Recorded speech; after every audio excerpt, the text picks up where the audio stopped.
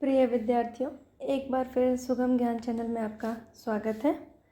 आज की कक्षा में हम वर्ण विचार के बारे में अध्ययन करेंगे। वर्ण विचार किसी भी भाषा को समझने के लिए और शुद्ध लिखने बोलने के लिए व्याकरण की आवश्यकता होती है।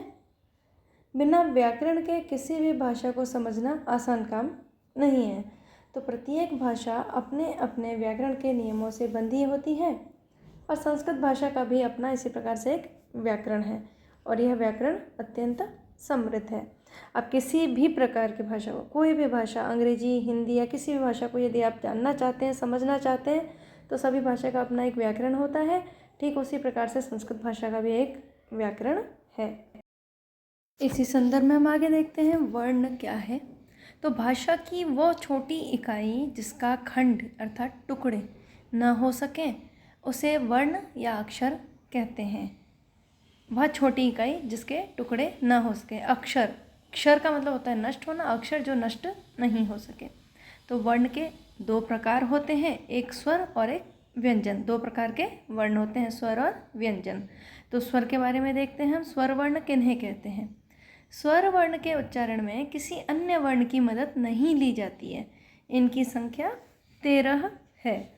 अ, आ, ई, उ, री, री, ए, ऐ, ओ, औ। दूसरा प्रकार व्यंजन वर्ण। जिस वर्ण का उच्चारण स्वर की सहायता से हो उसे व्यंजन वर्ण कहते हैं। व्यंजन वर्ण की संख्या 33 है। क वर्ग क, ख, ग, घ, ङ। च वर्ग च, छ, ज, झ, ञ। ट वर्ग ट, ठ, ड, ढ, ण। त वर्ग त, थ, द, ध, न। प वर्ग प, फ, ब, भ, म। अंतस्थ य, र, ल, व। और ऊष्म वर्ण श, स, ह। यह व्यंजन वर्ण के भेद हैं। अब स्पर्श वर्ण किसे कहते हैं देखते हैं। क से लेकर म तक के वर्णों को स्पर्श वर्ण कहा जाता है। क वर्ग के क से लेके प वर्ग के म तक जितने भी वर्ण हैं 25, वो स्पर्श वर्ण कहलाते हैं।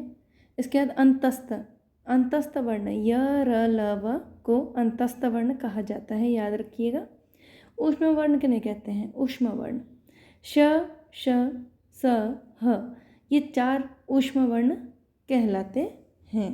स्वर के बारे में पढ़ा था। ह्रस्व स्वर ये होते हैं जिनके उच्चारण में बहुत कम समय अर्थात एक मात्रा का समय लगता है, जैसा कि अ, इ, उ, री और री। ये 5 ह्रस्व स्वर कहलाते हैं।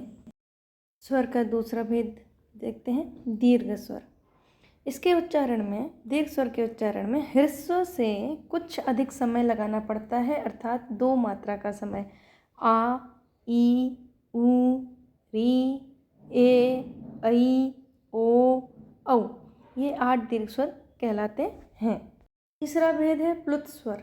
प्लुत स्वर के उच्चारण में दीर्घ से भी अधिक जोर और समय लगाना पड़ता है। इसका प्रयोग किसी को जोर से पुकारने वगैरह में होता है, जैसे हे राम, हे ईश्वर। से वर्ण विचार में हमने देखा कि स्वर और व्यंजन 2 भेद होते हैं, जिसमें स्वर 3 प्रकार के हैं, ह्रस्व, दीर्घ और प्लुत स्वर। नोट ध्यातव्य बातें। अनुस्वार अर्थात किसी अक्षर के ऊपर जो हम एक बिंदु लगा देते हैं, और विसर्ग जो 2 बिंदु हम किसी शब्द के आखिरी में लगाते हैं, किसी अक्षर के सामने लगाते हैं। जैसे संस्कृत में आप देखते हैं रामः, तो म के बाद 2 बिंदु लगता है, उसे विसर्ग कहते हैं। तो ये वर्णों के अंतर्गत नहीं रहने पर भी वर्ण की तरह ही कार्य करते हैं। तो बच्चों, हिंदी या संस्कृत कुछ भी सीखने के लिए सबसे पहले आपको वर्ण जानना जरूरी है। वर्ण कौन से हैं, कितने हैं, इनका उच्चारण कैसे होता है। तो इस वीडियो को देखने के बाद आगे जो अभ्यास प्रश्न हैं, उन अभ्यास प्रश्नों को आप स्वयं हल करने का प्रयास करें। कोई समस्या आती है तो आप प्रश्न करें। धन्यवाद।